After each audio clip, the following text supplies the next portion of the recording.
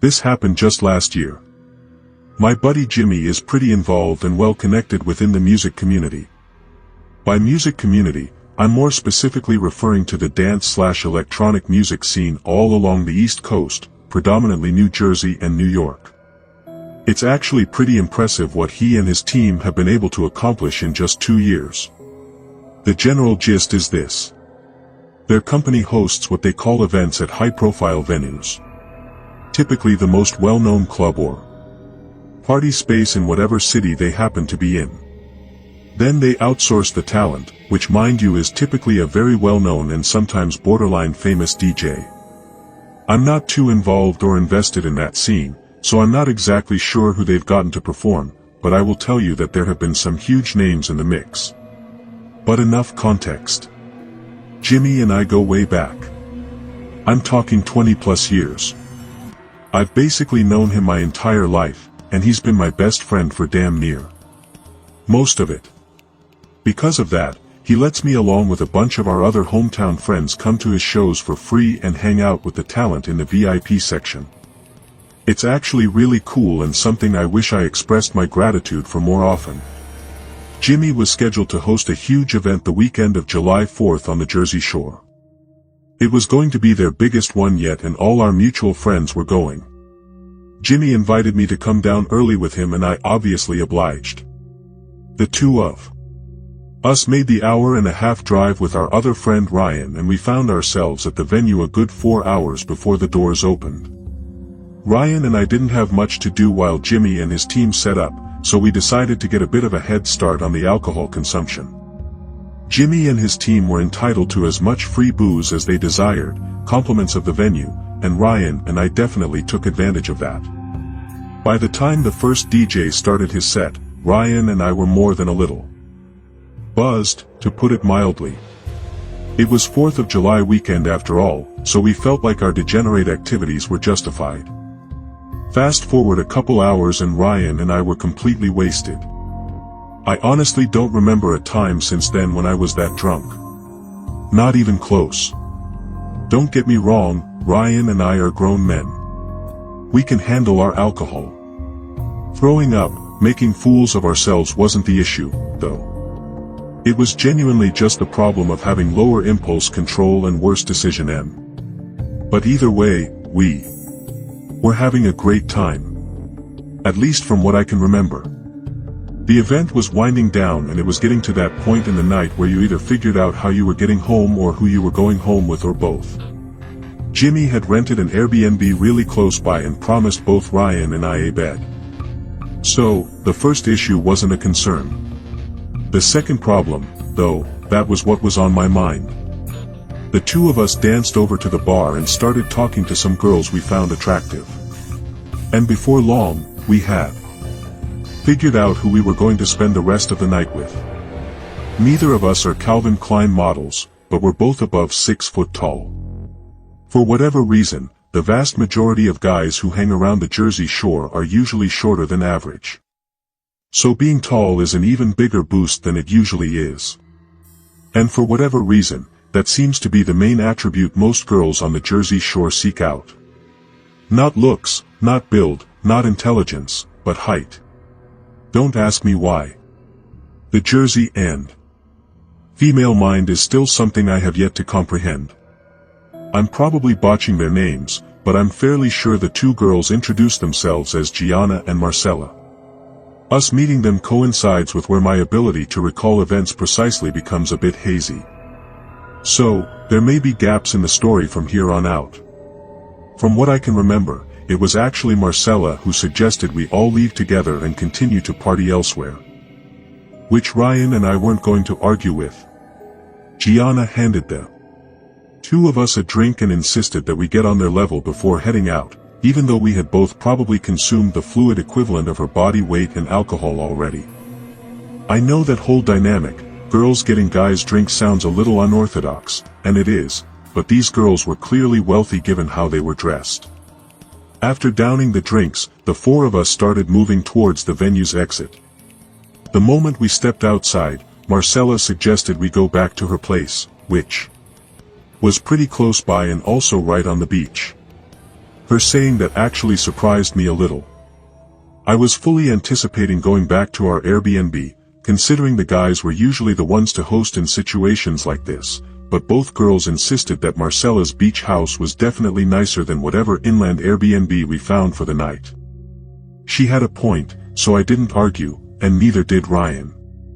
We walked along the beach talking the whole time. The girls seemed really intelligent and knowledgeable based on the conversations we had. And I remember finding it so refreshing to talk about something other than nightlife and whatever other garbage I'm used to talking to girls about for once. Not just girls, drunk people in general. At one point, I actually felt kind of embarrassed for being so drunk because I felt like I couldn't articulate myself well enough and looked like an idiot. That's when I realized I actually was feeling drunker than I had been 15 minutes earlier. But it wasn't a drunk I was used to feeling. I felt like my body was melting under my weight, as if I were going to collapse uncontrollably any second.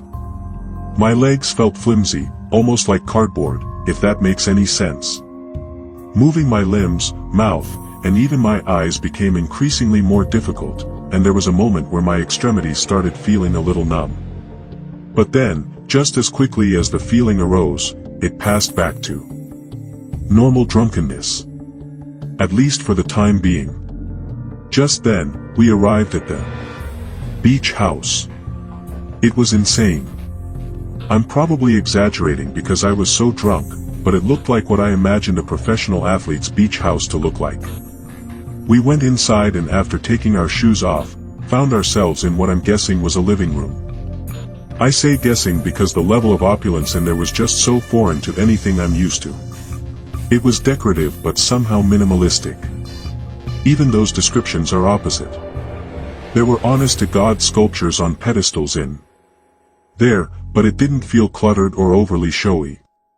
And everything on display seemed to blend right into the walls like they were just extensions of the room. I wish I had the wherewithal to take a picture, but again, my mind was elsewhere. Evidently, so was Ryan's because not 15 minutes after stepping foot in the house, he and Marcella had disappeared somewhere in that maze of the house, which left me alone with Gianna. She leaned in to kiss me. And that's the last thing I remember before blacking out. Not her kissing me, but leaning in to kiss me. That's where everything cuts off. I don't remember feeling woozy again or drinking more or doing anything else. But there's a huge gap in my memory that spans several hours and will not come back no matter what I try. And the thing is, I know I didn't pass out because there are texts on my phone sent for me proving I was still conscious. There's digital proof that I was sentient, but I don't remember one bit of it. And before you say I just simply blacked out from alcohol, this was different. I rarely ever black out, but all the times I have, I can still remember bits and pieces of the night, scattered moments here and there, enough for me to string together a continuous sequence of events at the very least. Keep in mind, those were also all times where I was drunker than I was that night. So, that's another reason I think a generic blackout isn't a reasonable explanation for what happened. Plus, Ryan experienced the exact same thing at essentially the exact same time, which is way too specific to be coincidental. Here's the next thing I remember. Waking up with the sun directly overhead in a random set of bushes over an hour away from where the event was. Something I didn't know yet because my phone wasn't in my pocket. In fact, nothing was in my pocket at all. Both my wallet and keys were gone. But it gets worse. It wasn't even my pocket to begin with.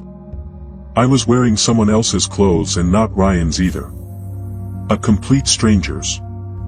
The only personal belonging of mine I still had in my possession was my shoes, and even those were messed up.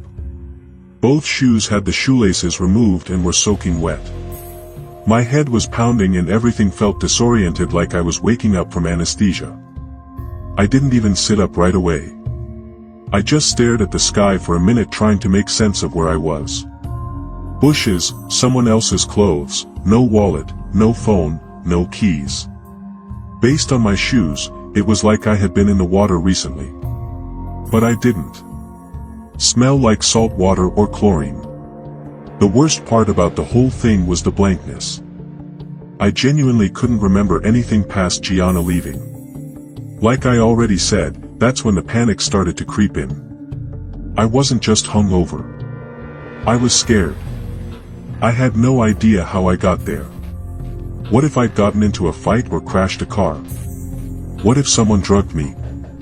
I didn't have a single point of reference for the last 10 hours. I stood up and realized there wasn't a single landmark around me.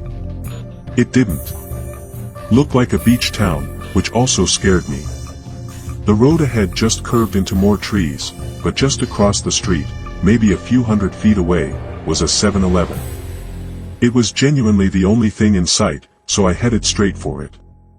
I asked the guy behind the counter if I could use his phone, telling him that mine had been stolen. He stared at me for a second, probably debating whether or not I was trying to scam him. But then he slid it across the counter. The first number that came to my mind was my sister's. It was the only number besides my mom or dad's I still memorized. And there was no way in hell I was calling my parents. My sister picked up right away, and I tried explaining things the best I could. She ended up giving me Ryan's number, which I ended up calling several times, but to no avail. That's when I started wondering if what had happened to me happened to him, too. Drugged, robbed, dumped in some random bushes an hour away.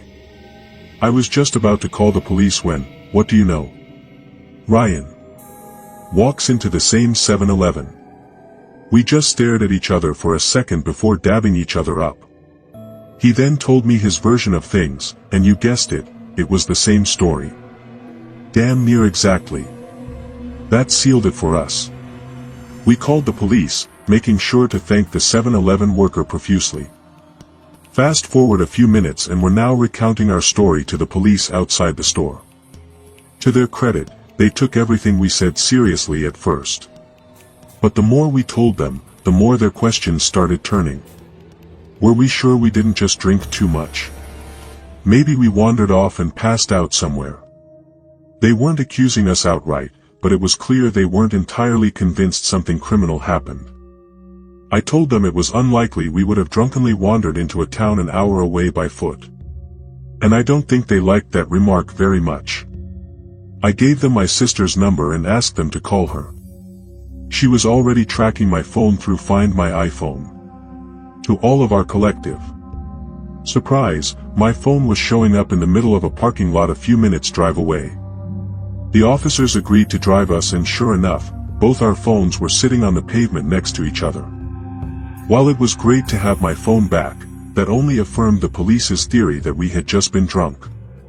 They started saying that we probably hadn't even been robbed, that we had lost our wallets the same way we had lost our phones.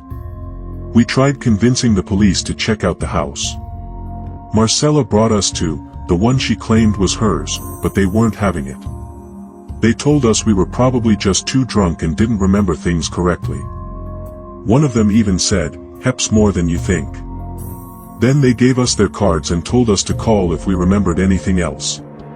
It was actually shocking how reluctant they were to even connect us to other officers that would be willing to help.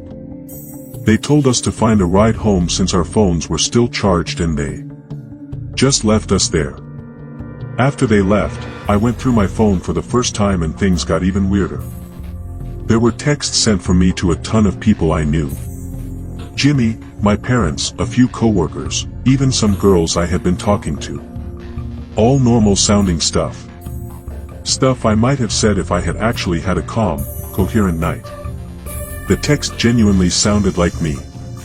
But from a continuity standpoint, they didn't make any sense when considered all together. One message to Jimmy thanked him for the events and said we'd crashed at a buddy's place. Once my dad said we were safe and had found a couch to sleep on. There was another to a girl I'd been texting that just said something casual, like I was hanging out at home and thinking about her. None of those texts made any sense and mostly contradicted each other. I realized I had a ton of missed calls and texts from Jimmy, so I called him. He sounded relieved to hear from me, saying he thought Ryan and I had died or something. He told us to stay put, he'd come pick us up. In the Meantime, Ryan and I canceled all our cards, but interestingly, none of them had been used. Despite the likely fact that they had been in those girls' possession for several hours the entire ride home, we talked non-stop about what could have happened. None of it made any sense. Yeah, we had been drugged. That much was clear. But that didn't explain things. First of all, I don't know of any kind of roofie that has those effects, like an induced blackout. Everything I've read just said those drugs make you fall asleep. But again, I was conscious as the texts confirm. Plus, why go to such lengths just to rob two random guys? Especially if you weren't going to at least even attempt to use their credit cards. Two guys who walked up to you, no less. And in such a risky place, too. Your own house. Or was it the house they had broken into? Both were equally risky. Jimmy thought we had been targeted, but like I just said, we had been the ones to approach the girls. So, we couldn't have been targeted. And all this isn't even mentioning how or why we miraculously found ourselves in a random town an hour away wearing other people's clothing. As crazy as it sounds, both Ryan and I checked ourselves for incisions, thinking maybe some of our organs had been harvested, but there was nothing. Jimmy suggested that maybe they had just given us some exotic drugs, which I guess makes sense, but someone had driven us to that town, and someone other than those girls had switched clothes with us. We never got an answer, but it's not like we just forgot about the whole thing. Ryan and I ended up driving all the way back to the shore just to go looking for that house. We tried our best to retrace our steps, knowing that if we just walked along the boardwalk, we'd eventually find the house since it was on the beach. And we actually did find it. The two of us walked up the walkway and rang the doorbell. An older man opened the door, asking us what we wanted. I did the talking, not wanting to reveal too much, or potentially incriminate myself. I simply asked him if a girl named Marcella lived here or if he had a daughter or granddaughter around our age. He gave me a hard no. And I made up some BS story that there was a girl who lied about owning this house, which he actually found pretty funny. Then that was that. I would be lying if I said I didn't walk away from that house with a sick, unsettling feeling in my stomach. I can't even describe it as fear. Just a sickening discomfort, like something truly awful had happened to me and my friend that night, and I'd never get to the bottom of it. For a long time after that, I was convinced those girls had been involved in something much, much bigger that neither me nor Ryan could even conceive. That maybe they had been planning to kidnap or kill us and decided not to go through with it at the last second for whatever reason. I know I'll never have an update, but if something else happens, I'll definitely send something.